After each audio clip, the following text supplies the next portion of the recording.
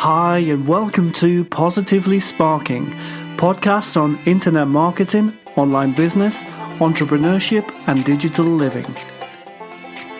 This week I'm with Joe Harrison, expert VA, client manager at Positive Sparks and owner of the Facebook group Online Tools and Productivity Apps.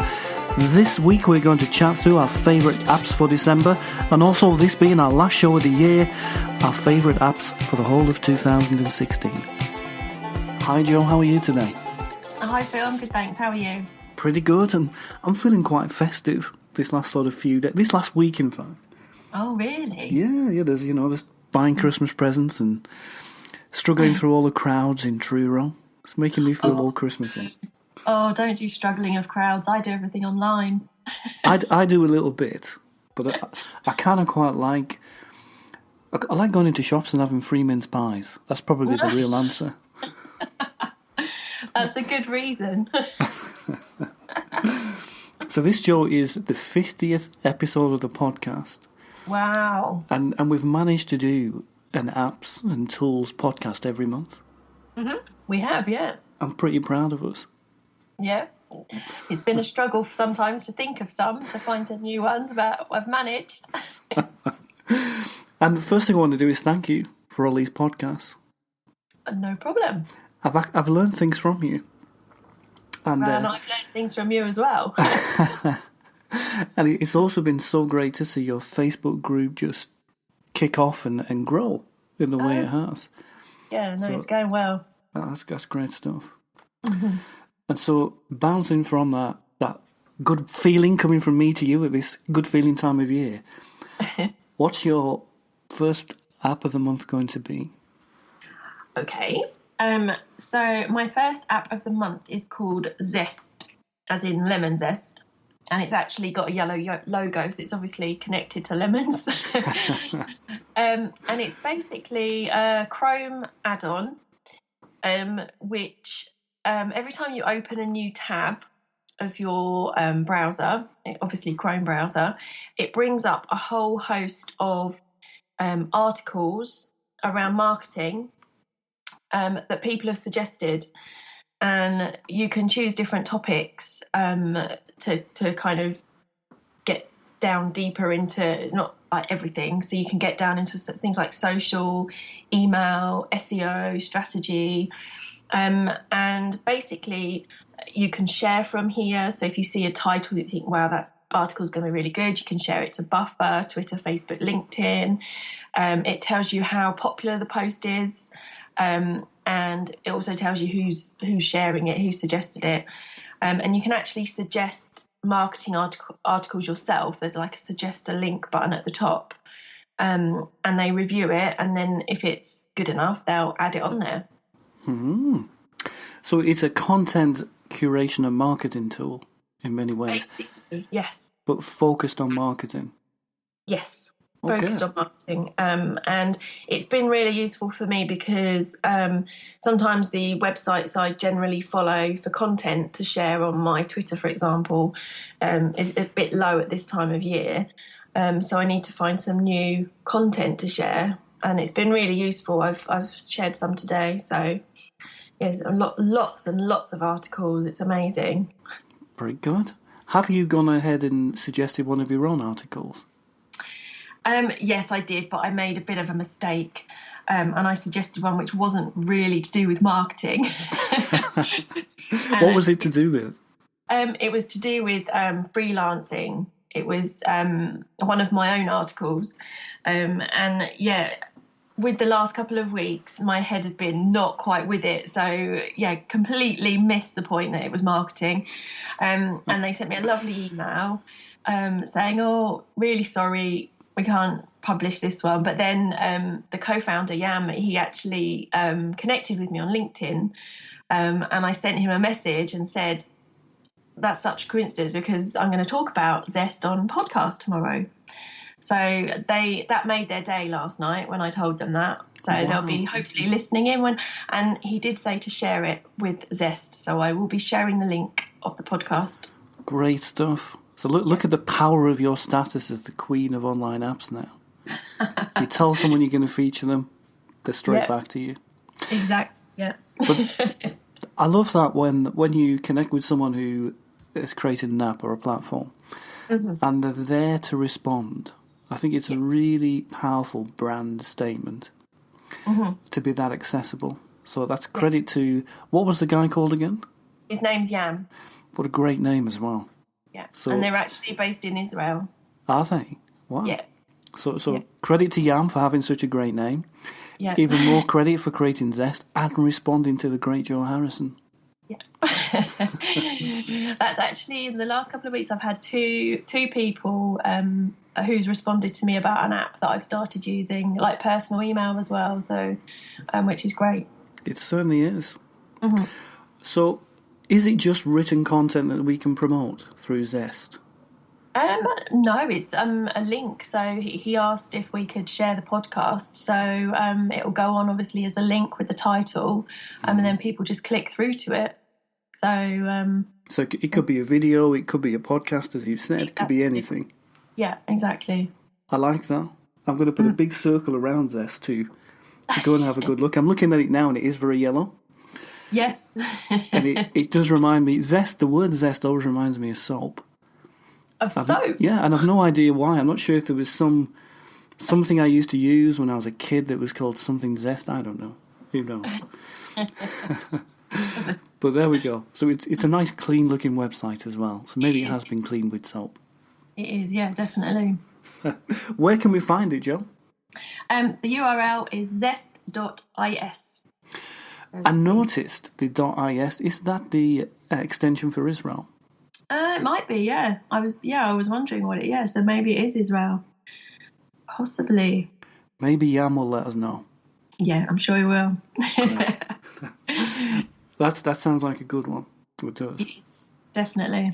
We're starting to bring newer things through, have you noticed? Because we've done all the ones that were most directly involved in our lives, we've had to branch out and find new things.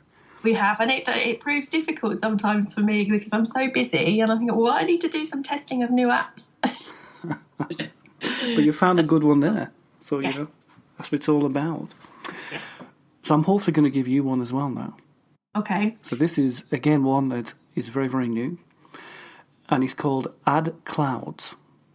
Okay. So the URL is actually addclouds.io. And there's been this growth in the pay-per-click world of tools that help us do pay-per-click. So there are all kinds of different variations of these, but in essence what they do is they look at your account, they monitor what you are doing, and they tell you what parts are working, which parts aren't. Okay. The other type of tool that we see are things that help us with the design of ads. So if you imagine Instapage, which helps us create very, very quick web pages, there are equivalents to that help us create ads very quickly too. Okay. One of which is created by Google in the Google AdWords editor. So AdClouds is a very, very new platform that helps us test, so A/B test, display ads. Okay. And this is quite exciting because display ads are a lot more time consuming to make because they are graphical. We can do text ads, but the best performing ones tend to be graphical. So we have a lot of time involvement at that stage to create them and put them up there. So AdClouds currently is free to use whilst it's in beta. And what it does is it offers us lots of templates in creating nice looking graphical ads that we can then create a headline variation of or an image variation of, put out there into our account and test the results. Oh. So very, very useful. I think that the display network, because it has this huge potential, but perhaps not as much literature about it as the conventional search ad network, has a lot of untested potential, especially in the realm of remarketing. That's where most people tend to get their first involvement with the display network, because it's on the display network that we find where we're being followed around the internet. So you know, Joe, when you book a flight to the UK for the next week, you will see adverts for hotels and whatever else. That's the way you're going. That is remarketing. Drives me absolutely crazy. There you go. It's the fault of people like me and and Neil and everyone else who's in pay-per-click. Yep. So, but AdClouds is quite an interesting thing, because I think what it has the potential to do is bring the display network into the everyday realm, which is where it doesn't exist right now. Have you ever done any display ads? No, no, not at all. I wouldn't even know where to start. I would be ringing you up saying, Phil, help me. So you see there, that sentence that you just said is pretty much the same for everybody who is very much a web person like you, but not directly involved in pay-per-click. Yeah. So you know as much about the web as anyone I know, but because you don't work in pay-per-click every day, you've not gone into that display ad world. Not. Have you done so on Facebook? Where you've done some remarketing on Facebook? Not really, no. I wouldn't even know where to start. I've managed to keep away from that sort of the advert type things until recently, as you know. Yes. So it's not something I've looked at properly. But yeah, it's something that it would interest me in future, because it's really useful for now clients coming to me saying, can we do this, can we do that? Definitely. Would be really useful. Yeah, definitely. Well, we're coming into a time now. So when our eShot goes out this week, one of the articles is about how Boxing Day's become one of the biggest online shopping days of the year. Oh, okay. So last year it was only beaten by Black Friday and Cyber Monday. Oh, really? Cool. And really that time between Christmas and New Year sees lots of online traffic because people have nothing to do. You know, they're eating turkey sandwiches and watching Netflix and things. So we see lots of traffic online. Okay. And so I'm going to play with AdClouds during that realm. And I recommend everyone else has a go as well. Yeah, no, it sounds good. It's if you want to put some adverts and stuff out there, it would be a good time to play around with it. Definitely. I'm going to see if I can send one just to you. Okay. British woman living in France, has her own Facebook page. It should be possible. Really? I don't know. We'll see. If one pops up, I'll know it's your fault. They're following me around now. But there we go. First app from me of the day, adclouds.io. As I say, it's free for now whilst it's in beta, so it's a great time to get on board and have a go. Yeah, definitely. I'll have a look. What's your next app, Jo? My next app, I've used it a little bit when I signed up for it, and I'm going to start using it again because it is actually really useful. And the name of it is Throttle, and it's basically another Chrome add-on. So I've gone for 2 Chrome add-ons today, and it's basically a way of subscribing to newsletters, but without entering your own email address. So it allows you to sign up to a newsletter, and it brings up a unique email address. And then what it does, you can set it to send you a daily digest of all the newsletters you've signed up for, or weekly, or any other like variation of that.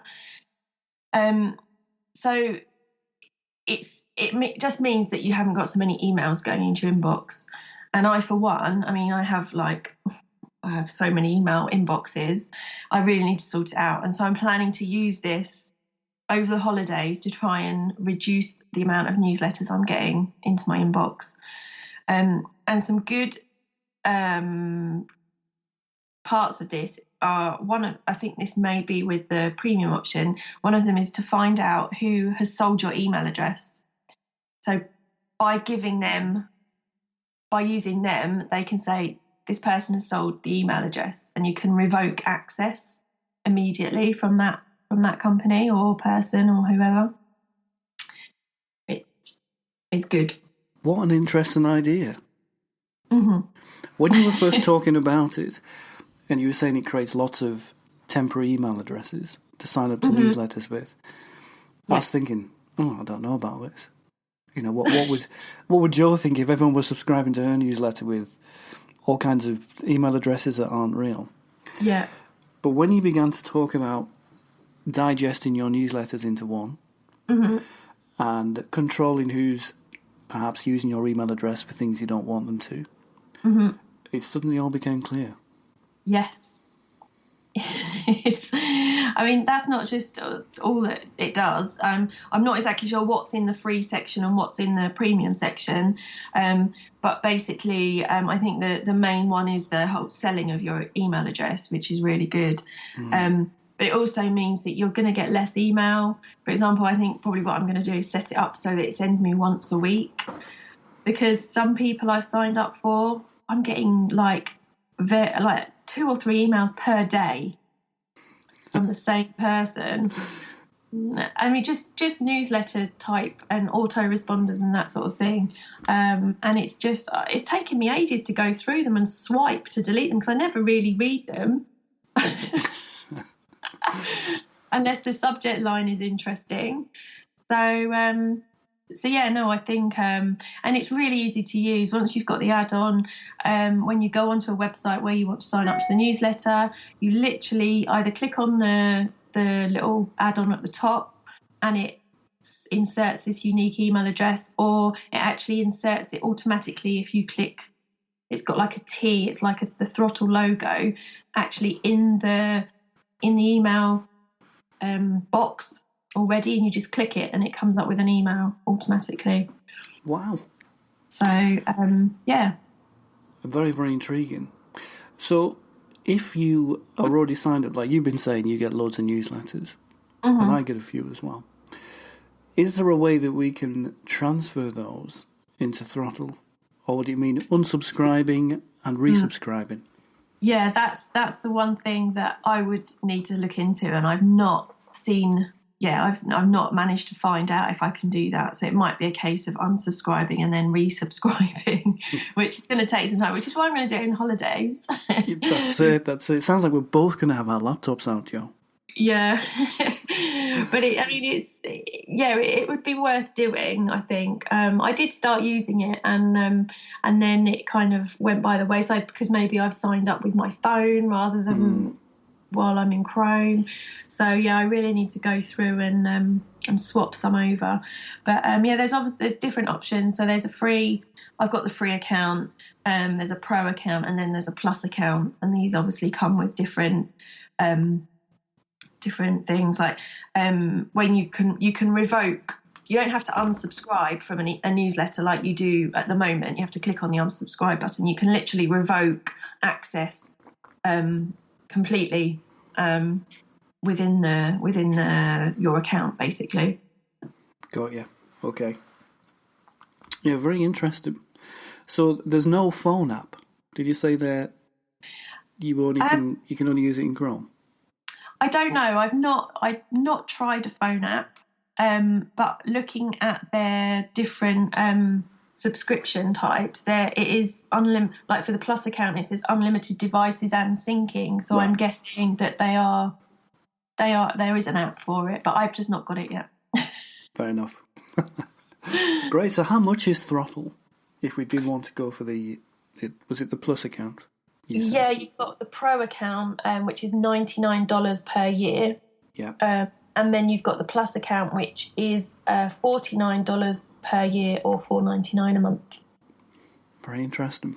It's not too expensive. No, it's not. Is it charged per year and not per month? The Pro account looks like it is, but the Plus account you can do either. Okay. Yeah. Interesting. Mm-hmm. There's something about. I think the most intriguing thing is that possibility of lots of space in the inbox. Yes. That does sound beautiful. It does, doesn't it? One email a week. That would be lovely. Wouldn't it just? Maybe I could put all my clients in there as well. So when it receive emails from clients. Just get one a week. Yeah. Excellent. That would be lovely. So where can we find Throttle HQ? The URL is throttlehq.com. Ah, nice and simple. There we go. Yeah. Very good. Okay, so the one I'm going to talk about next is very different. So we've done 2 Chrome apps and a display ads kind of app as well. So this one is a website called Scribd. Have you heard of Scribd? I have actually, and I've actually used it. Yes. Oh, this is going to be good then. It's going to be good. So it's been around a long time, and it's kind of changed what it is over that time. So when I first met Scribd, it was really about uploading documents to it and document sharing. Okay. But it's now become a competitor in many ways to the Kindle, in the sense that we can upload ebooks and we can upload audiobooks and we can also read and absorb audiobooks as well on there. Yeah. So and it's a competitor to Amazon in lots of different ways. Yeah. Lots of great stuff on there. I like the fact that it also has this huge library of documents too. So there's two main things that I use that for quite a bit. So the first thing is when I'm learning something new. So recently I have this ongoing obsession with Tag Manager. Yes. So there's a lot of things on Scribd about analytics, about AdWords, even sometimes Tag Manager, which have been written by people for perhaps small teams at work or, not fully intended for public consumption, but then perhaps later on have been uploaded to Scribd. Okay. So where it does something that Kindle doesn't do, or some of the other online ebooks platforms don't do, is we can search things which aren't ebooks, they're documents, which people want to share. Yeah, it is good. Yeah, and then as you know, my wife's a musician, so she searches Scribd for music, which there is also lots of on there. Yeah. So when we combine that with the ability to download ebooks and to download audiobooks, and we give all that for the price of $9.99, it was actually one that came to me this week, and I thought, Phil, you need to talk about Scribd. You use it a lot. And it's one of those things that moves between personal and professional life because of what it is. So I'm more of an audiobook person than a reading a book person. Okay. I like to do things as I'm listening to a story, whether it's walking the dog or doing stuff in the house or whatever. See, I can't concentrate on an audiobook if I'm doing something else. Okay. I lose track of it. Maybe I do too, and I just don't know. But I don't know. It is. I equally struggle to sit down with a book and just read it. Oh, right. It's not easy for me to do that unless I'm on holiday. Then it can change. But in everyday life, I like to optimize time, don't I? Two things at once. But tell me about your experience of Scribd. What have you encountered it for, and what have you used it for? Well, actually, I've just logged in, just to double check what I have used it for. And it was actually, I've uploaded my granddad's books to it. So I've actually created a profile for him and added the books. I think what happened was I got a free membership or a gift membership from possibly Smashwords way back when, I can't even remember. Because I've just logged in and it said your gift subscription has expired. So yeah, it's literally just I've put my granddad's books on there. So obviously for people to read and download. I don't know whether they still can if my gift subscription has expired, but who knows? There we go. And it was one of the places to publish your ebooks too, back in the early days of ebooks and things. And it probably would be now if we didn't have all these agreements that Amazon tend to offer, so lots of people go exclusively with the Kindle, don't they, because of the benefits that brings. But I think that Scribd has been really successful at finding a place for itself in a marketplace that is dominated by a major player. Yeah. And it is the other things and the great price, but then the other things it offers that has kept me there, which is the documents and reference stuff. Yeah, no, that sounds good. I'll have to have another look at it. I recommend you do. I recommend everyone does. So if you go to Scribd, which is scribd.com, have a look. You can sign in and sign up with your Facebook account. Yeah. It is only $9.99 per month, so if you compare that with the cost of some other, even exclusively audiobook platforms, it's pretty good. And there's so much other stuff on there that you wouldn't expect. Yeah, I'm just looking, and there's like featured reading lists of top influencers like Mark Zuckerberg, Bill Gates, and magazines as well. Oh dear, You've got me. I've spent all the holidays looking at that now and not sorting out my newsletter lists. There you go. So, Joe, usually at this point we kind of choose our favourite app of the episode. But as it's December, I thought we'd do our favourite one of the year. Okay. Cool. So, what are you going to go for?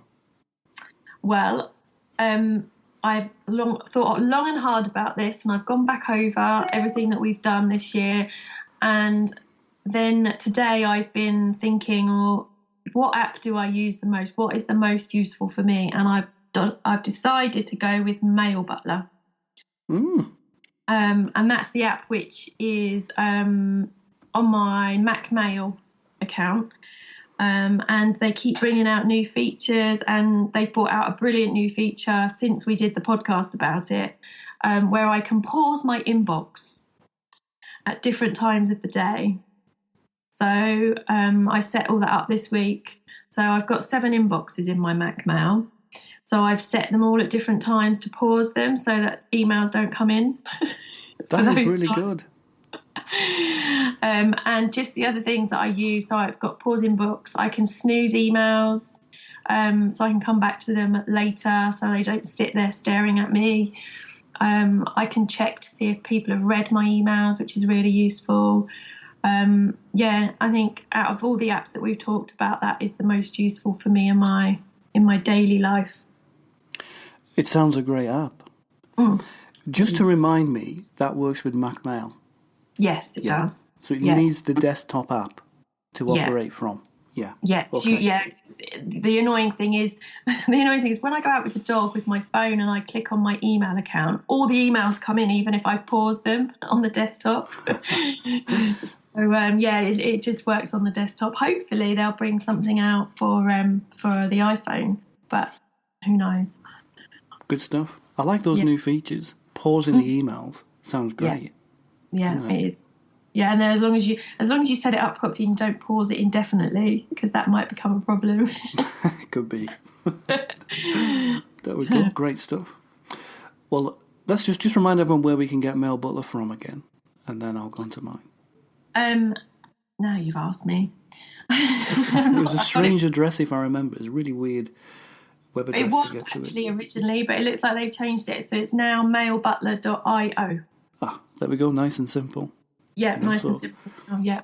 Great luck to them in 2017. You've already suggested a couple of extra things they can do there. The iPhone app and whatever else. So they're really good.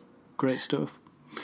So mine, as you know, and I'm feeling quite smug about this when we talk about it in a bit, is Todoist. Great. And Todoist for me has really given me a task management tool that works on every device I have, is simple enough to make it easy to use and easy to see what is on today. Lets me share tasks and thoughts with people I'm working with, like you, and even the clients themselves. Yeah. And looks great. And, you know, that last one's important to me, as you know. Yes, and me. So that for me has really changed the way I work. And before that one, as you often said to me, that I needed to find a task management app that worked for me. Yeah. I struggled to do so until that one came along. So for that reason, I'd like to say a big thank you to Todoist. And then also, let's talk about what you said to me today. Well, I've swapped from Asana to Todoist. All of my projects are now in Todoist, and I've made the leap, finally. Wow. That is the biggest, most positive statement you can say about Todoist. Literally, the reason I've changed is partly because it looks nice, partly because we work together and you use it, so it makes more sense to use it, and also because on Asana I was having to switch through different projects. So I was working with you. I have another client using Asana, my own project area, so I'm having to switch through these. Whereas I can have everything in Todoist on that one screen. I can see everything. So that made the big difference for me. Great points. Absolutely great points. So I think we should make Todoist the app of the year. What do you think? I reckon so, yeah, definitely. It's captivated us both now. Yeah. So we'll give them that honour and say well done to them. We'll tweet them, let them know that we've done this, and look forward to seeing what they bring out in 2017. Exactly. And I just want to make a point about the two that we've chosen. They actually had a joint giveaway back in November, Mail Butler and Todoist. So working together. So it's funny how we've chosen the exact same two apps. It is, isn't it? I never knew that. Wow. Amazing. So I'm going to ask you one final thing, Joe, for today's episode. Okay. What do you hope to see in 2017 from an app? Oh, wow. Now you've got me thinking. You should have emailed me this question earlier so I could think about it. An app that will stop people emailing me. Oh, no, probably can't do that one. I don't know. I think we need a new social media scheduling app, because at the moment I use three different scheduling apps for different reasons, and I think we need a bigger app that has everything that I need in it. The weird thing is, that's what I wrote down. And I had one more thing to add to it, to build on what you said. I agree with it. We've got Buffer, we've got Hootsuite. They're all slightly different. There's many more than that. They're all slightly different in their own way. Mm-hmm. And there's nothing which seems to be perfect, at least not perfect for us. Mm-hmm. The other thing that I think they lack is a connection with social advertising. Yeah, I do, yeah. Why do we only want to do organic posting? In 2017, we need to do both. Because that would be good. Both platforms it's one platform with two opportunities to reach a market. Mm-hmm. So I think if someone could come out with something that combined the two together, they did it in a slick way, they'd be on to win it, and we would review it. Yeah, exactly. It doesn't cost a fortune. You have to add that on there because obviously price is king. Price, exactly. Great stuff. Wow. Well, Joe, thank you again for doing all these podcasts with me. No problem. I'm looking forward to next year's apps. Me too. Have a great Christmas. And you. My name is Phil Byrne, and I'd like to thank you for listening today. If you have any questions on anything you have heard in today's podcast, feel free to email your queries to podcasts@positivesparks.co.uk. We are an online advertising team who strive to help you thrive online. Want to know where to start with pay-per-click for your business? Download our free online advertising pack at positivesparks.co.uk/pack. Until next time, goodbye.